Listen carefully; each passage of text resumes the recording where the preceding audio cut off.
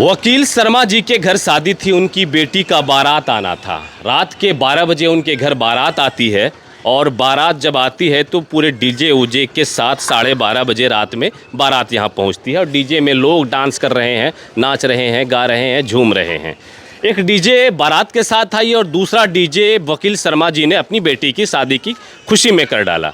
लोग यही कर रहे हैं, यही बात हुआ है ना। और उसके बाद डीजे क्या होती है, एक पोल से टकराती है और पोल जो ये तस्वीर देख सकते हैं, बिजली का खंभा, इसी बिजली के खंभे से वो टकराती है और गिर जाती है यहाँ पर। और वहाँ पर थे जहीर मंसूरी जी, जिसकी उम्र 60 साल के आसपास है।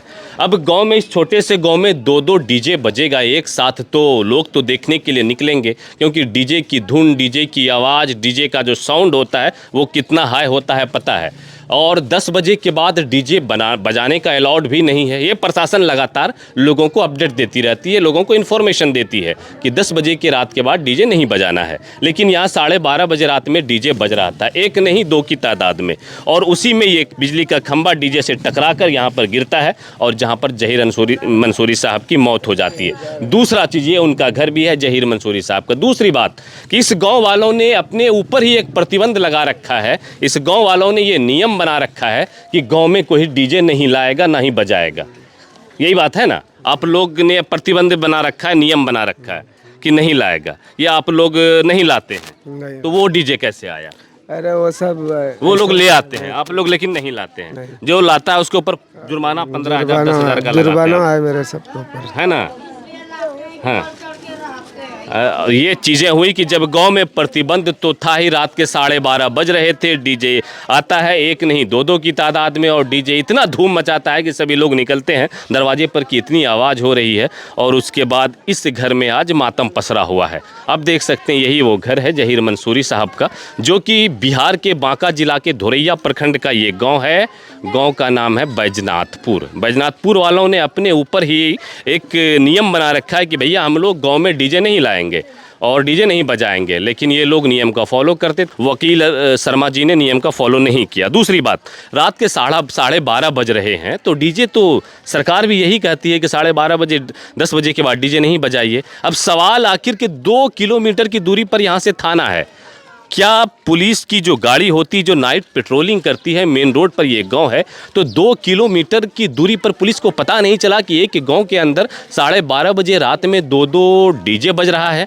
पूरा जोर से हंगाई, हमें लगता है कि आवाज़ भी धोरैया तक पहुंच जाएगा 12 बजे रात में कि कहीं डीजे बज रहा है ना। कोई पुलिस भी रोकने के लिए नहीं आई कि रात के 12:30 बज गए, डीजे मत बजाइए। अगर पुलिस वहीं पर रोक देती तो ये हादसा होता हादसा नहीं होता। ये नियम के विरोध। अब लोग सवाल ये भी कर रहे हैं, आम ग्रामीणों का कहना है कि देखिए ना, नियम तो 10 बजे तक का ही है, आखिर प्रशासन क्यों एक्टिव नहीं थी, आखिर प्रशासन ने क्यों नहीं रोका? पेट्रोलिंग की गाड़ी तो हमेशा पुलिस की घूमती है, तो आखिर डीजे बजाने वालों का, डीजे वालों का मन इतना क्यों बढ़ गया कि वो उन्होंने उनकी बात भी नहीं मानी, प्रशासन का भी खौफ नहीं, और इस तरीके से एक बड़ा हादसा हो जाता है। उस हादसे में जहीर मंसूरी जी अपनी जान गंवा बैठते हैं। उसके बाद रात के ही 1 बजे पुलिस आती है और सुबह थाना प्रभारी आते हैं। डीजे को जब्त किया जाता है। जहीर मंसूरी साहब को अभी पोस्टमार्टम के लिए भेज दिया गया है। लेकिन सवाल यहीं पर ख़त्म नहीं हो जाता। सवाल ये हमेशा जिंदा रहेगा कि आखिर जहीर मंसूरी की मौत का जिम्मेदार कौन है, क्या उन्हें सज़ा मिलेगी। और दूसरी चीज़ ये कि पुलिस अगर अपनी काम को सही तरीके से अंजाम देती तो कहीं ना कहीं डीजे 12 बजे रात में बजाने की हिम्मत और हिमाकत कोई नहीं करता। एक साथ एक शादी में 2 डीजे बजेंगे तो लोग अपने दरवाजे पर निकले थे। यही हुआ था ना, डीजे आप 2 बज रहा था इसीलिए आप लोग निकले। अगर डीजे नहीं होता तो कोई निकलता? डीजे नहीं निकल, लोग नहीं निकलते और ना तो उनकी जान जाती।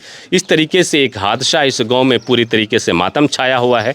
और इन लोगों का बस यही कहना है कि हमें न्याय मिलना चाहिए, हमें इंसाफ मिलना चाहिए। और प्रशासन से भी ये लोग यही गुहार कर रहे हैं कि सर, आप लोगों ने ऐसा क्यों किया कि रात के 12:30 बजे डीजे कोई आकर इस तरीके से बजा कर चला जाता है, इस तरीके से बज रहा है, तो इस पर रोक क्यों नहीं लगाई गई? अगर नियम को सही तरीके से फॉलो किया जाता, डीजे बजाने का जो रूल्स है उसका पालन किया जाता, तो आज ऐसी चीज़ें बिल्कुल देखने को नहीं मिलती। बिल्कुल बैजनाथपुर गाँव में हम हैं और अब इंतज़ार है इन लोगों को डेड बॉडी का। जब पोस्टमार्टम के बाद डेड बॉडी आएगी तो उसे सुपुर्दे खाक किया जाएगा, उसे तदफीन किया जाएगा।